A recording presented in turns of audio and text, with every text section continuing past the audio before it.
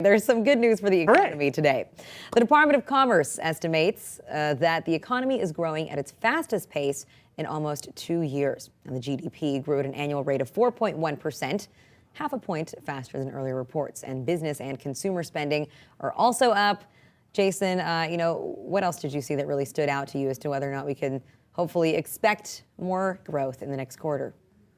It's funny, I was looking at a CNN alert today that came to my smartphone, and they described the economy as perky. It was like, wow, the economy is perky. It's like suddenly got a spring in its step.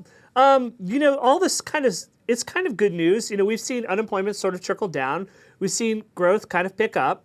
But the open question to me remains is like, who's benefiting from this? We talked about like Obama's major failings. Do you know what tax cohort made out the best under Obama this year? The very wealthiest. They've carted off most of the recovery, left the people who bailed out the banks holding very little in means of like getting back onto their feet where they were before.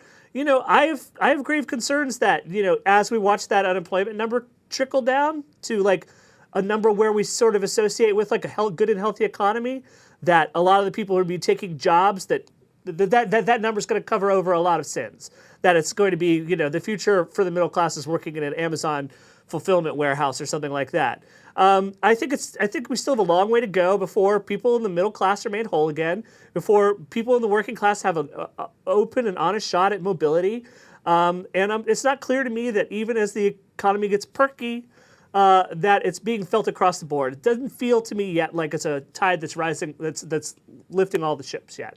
Yeah, and I think that those are some very good points there. You have to consider what kind of jobs people are actually taking, whether or not these are jobs that are full-time, whether they include benefits. We know that wage growth is not really something that is that we're seeing yet, and so I think there's a long way to go. And you always have to remember too that, especially during this time of the year, I feel like there's a lot of superficial economic indicators out there, because there is a lot of part-time work that people take over the holidays. And then, once the holidays are over, those numbers really disappear.